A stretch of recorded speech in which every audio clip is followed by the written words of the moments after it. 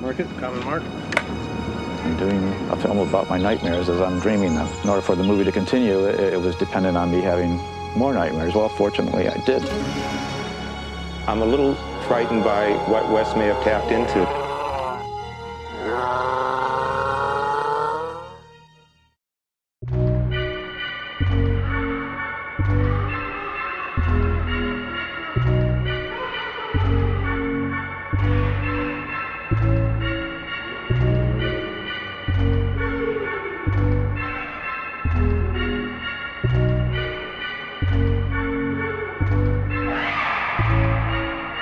Hello and welcome to another episode of Popcornween, the series where you guys are helping me kick the ever-loving crap out of my friends, and I thank you guys for that. This round we have a treat. We are looking at A New Nightmare. That is the meta movie that was released by Wes Craven in 1994. New Nightmare it's a great flick. It's one of my top 3 or 4 of all of the Nightmare on Elm Street series, and it brings us back Nancy, but not Nancy in the way that you know her. It's actually Heather Langenkamp is who she is in the movie, because I know it's not super exciting anymore, but back then it was amazing because they broke the fourth wall with this movie. It was very what you would consider meta. And the only time that had ever really been done was Ferris Bueller when he was talking to the camera. And so Wes Craven, about 3 years after the abomination that was Freddy's Dead, came to New Line Cinema and said, look, I have this script. I want to do another Freddy movie, and but it's going to be different than what you're used to. And so they brought him in, they let him make this script, and it was amazing. He brought back all kinds of people. He was able to bring in everyone, but everyone was themselves. So you have Heather Langenkamp, that was Nancy. You have her real life husband. You have a kid that wasn't her kid, that came in and put in an actual pretty good performance. I mean, it was over the top at times, but I think that's what the script called. But a kid his age, playing Dylan, you can't ask anything more from a little kid. He played almost a Freddy possessed demon child the entire movie, and it did get a little bit campy and a little bit crazy after it went along. It was just a little bit much, but he really did do a good job to anchor the show. It had Robert Englund as Robert Englund. It had Wes Craven as Wes Craven. It was actually cool, a pretty cool meta version of the universe, because they'd already killed off Freddy. So the basic premise is that this demon that attaches itself to fictional characters is trying to cross over to the real world and becoming something in the real world. And so that's the premise of the movie, is the entire movie. It's this demon attaches himself to the character of Freddy so he can start affecting people in the real world. The movie starts and there's earthquakes all over, which is actually pretty interesting because I think it was like 2 or 3 years after this movie were the big earthquakes of, I think 97 in California. And so it kind of was a predictor of that, which kind of freaked everybody out a little bit. And so these earthquakes starts happening, and you've got Heather Langenkamp that starts to dream of Freddy again. And her kid is starting to exhibit stuff from Freddy and from the movies. And so as this thing progresses, it becomes clear that there's something wrong. And so it starts off with her having a dream of they're shooting A New Nightmare on Elm Street, and when they are shooting it, they have an animatronic claw, and that's kind of how the movie opens. And the claw comes in and it starts attacking 2 of the technical people. And so it turns out that she wakes up, but those technical people never showed back up for work because, again, they died in her dream, they died in real life. So this demon is taking on that persona. All of the actors are themselves. There were 2 real missed opportunities in this movie, in my opinion. One, you didn't have Johnny Depp. And so basically they asked Wes Craven about that. Why didn't you try to bring back any of the Dream Warriors or Johnny Depp or anything like that? And he said, actually, I wanted to bring Johnny Depp back into this movie, but I was kind of embarrassed to ask him because he had already done What's Eating Gilbert Grape. He'd already done Platoon. He had already gone through his stretch of 21 Jump Street. He had already done Edward Scissorhands. So by this point, he had blown up to be this huge star. So Wes Craven was like, I'm not going to bother him. And then they talked to Johnny Depp later, and he was like, honestly, Wes Craven gave me my start. Like, if he'd asked me to be in that movie, I would have made time for it. So that was a missed opportunity. They start going through and killing characters, but they don't really kill any of the main characters. Like, he never kills Wes Craven. He never kills Heather Langenkamp. He never kills Robert Englund. He just kills the side characters. So after he kills the two grips, or the two technical people, then she gets freaked out at her house because she's having these bad dreams and there's the earthquakes. She finds out he's secretly working on a Freddy movie. She's like, I need you to come home. Like, our son's freaking out. He's starting to scream and stuff like that. And so he comes home. Well, he's tired when he's driving home. He starts to fall asleep. The Freddy hand comes out from under him and just stabs him. It's actually a pretty cool scene, and he dies in a car accident. And so she starts freaking out. Well, she has this stalker, which actually was easy for Heather Langenkamp to play because she had a real life stalker. So it was kind of hitting on that. She did a good job playing it.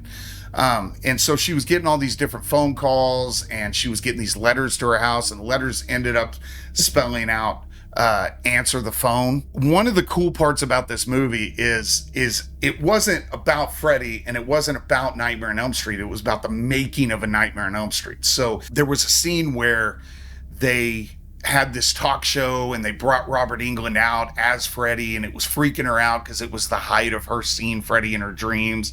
And there's this whole uneasiness to the entire movie, and a question of whether it's appropriate for her kids, which she let her kids watch it and stuff like that. But everybody loves Freddy. Freddy comes out, he's high-fiving. Robert Englund's playing Freddy to a T. And so the rest of the movie is kind of these callbacks to the original movie. In fact, one of the things that Demon was trying to do was he was trying to make Heather Langenkamp become Freddy. So it's kind of like there's a couple of scenes in here where they actually recreate the things that happened in the original movie in Nightmare on Elm Street. So like one of them is there's a point at which she's running down the hallway to try to find her son when he's in the hospital. And one of the nurses stops and says, hey, where's your pass? And she turns around and says, fuck your pass. Well, the exact same situation happened when she was running through the school hallway, and there was the girl that was dressed up like Freddy that was a hall monitor, and she's like, where's your hall pass? She's like, fuck your hall pass. There was another one where Freddy jumps out of her closet, and she runs away, and she's got coffee that she's drinking to try to stay awake. She picks up the coffee and bashes him on the head before he tackles her into the bed. And that's exactly the same scene that was in the Nightmare on Elm Street when she brought Freddy into the real world initially before she ran out the door. There's a point at which Dylan is in the hospital and his nanny is there with him, and they recreate the Tina scene in the first one, except you get to see it from the perspective of where Freddy is and what he's doing. And so instead of just seeing somebody go up in the air and flip around and slide up the wall like we did with Tina, you actually see Freddy pulling her up the side of the wall. And the way he's talking to Dylan is it's just menacing. It was so well done. There were very few flaws in this movie. The other flaw that I saw in this movie, and it's really not a flaw, it's just, I'd say it's a missed opportunity, is that they didn't kill Robert Englund.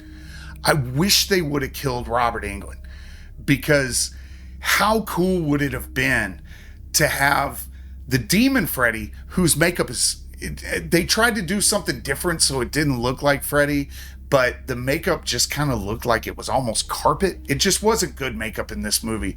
And they had changed his glove to where it's actually a part of his skeleton and his hand. And so they really did try to make a big deal differentiating that. And what would have been cool is if Robert Englund went to the dream and then that Freddy came out and he turned into Freddy to fight Freddy. And they had this big epic Demon Freddy versus actual Freddy fight in a dream world. That is one of the only things that I think they could have done differently to make this better. I would have loved to see that. But anyway, Dylan goes through and he starts kind of really freaking out and having more dreams and stuff like that. Like there's a dream where they're at the funeral of Heather Langenkamp's husband, and she ends up hitting her head. She looks up and she's like, "Where's Dylan?" But she's passed out now, so she's in the dream world. And then she looks back and the coffin falls over because of an earthquake, and then the top pops open and Freddy's pulling Dylan down in, and he's screaming for his mom, and his mom reaches in and pulls him out. There's another one where he climbs on the top of this huge rocket ship at a playground, and for some reason whoever designed the rocket ship was like, "Hey, let's put a hatch on the top of this rocket ship that's 3-4 stories up in the air," and he ends up standing on the top of this rocket ship with his hands stretched out, and then he falls, and super Heather Langenkamp comes and manages to be able to catch a 7-8-year-old kid just in her arms, falling off of like a 3 or 4 story fall. But it's funny because when I first saw this movie, I didn't have my nonverbal autistic daughter, and so that freaked me out as a parent. You're looking up there going, "Oh my God, what would you ever do?" But my daughter has this, like, she's got amazing balance and she loves heights, so she's constantly getting up on stuff. Like, I had to cut half of our deck down so she didn't use it to climb up on the roof. And once you experience that enough, now I look at it, I watched it the other day in preparation for this, and I looked at it and I went, it happens.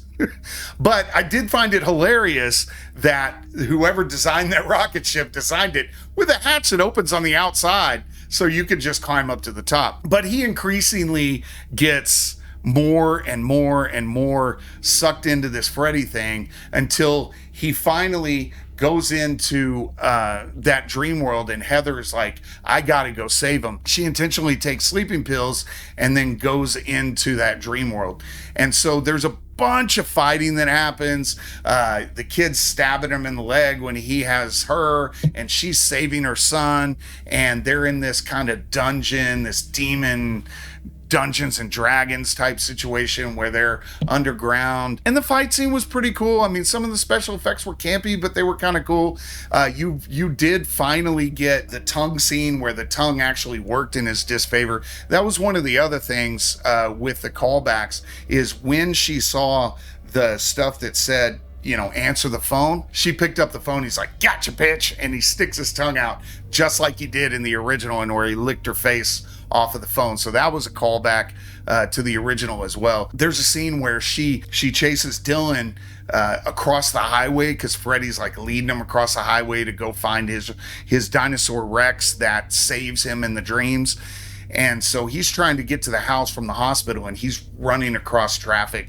And Freddy's up in the clouds, kind of directing him, kind of like it was in Dream Warriors, where he was doing the marionette thing and then chopped it off. So the guy who created all the marionette dolls fell to his death. So he's up in there in the clouds, and then he finally gets to the house. Well, she runs into the house, but when she runs to the house, she comes out and it's Freddy's house, and she's talking to John, the guy who played John Saxon, which is the guy that played her dad. She's talking to him, and he starts calling her Nancy, and so she finally gives in and says, "Okay, fine, I'm gonna play this game." She's like, "All right, Daddy, I'll do that." So they get in this lair, and his tongue finally becomes a detriment. They use it to actually kill him, so he starts using his tongue like he does in every movie, and then they end up stabbing it into the ground, and which is what causes him to recoil back, and they throw him in an incinerator, and they burn him alive, and he turns into a demon in front of them, and it's done. But there's cool special effects throughout this entire movie. It was very well done, so I highly recommend you watch it. And that's pretty much all I got for it. Oh, there is one thing. There is an indie movie that I'll put down in the description of the video. There's an indie movie where they actually made a kind of Freddy short film, and they brought Dylan back as an adult. And it's not great, but it was kind of pretty cool to see old Dylan, you know, kind of back in that role. So I'll put that link down at the bottom as kind of a bonus for this, but I highly recommend you watch this, and I will see you on the next one, which is the last of the Freddy series of its entirety. And then I got 2 movies after that, Freddy versus Jason coming up next. Looking forward to it. You guys keep these things rolling. Help me beat Till and Ken into the ground every single round. We've only got 4 more videos, including this one, and then we're done. So keep this streak alive, and I will see you guys on the next Popcornween.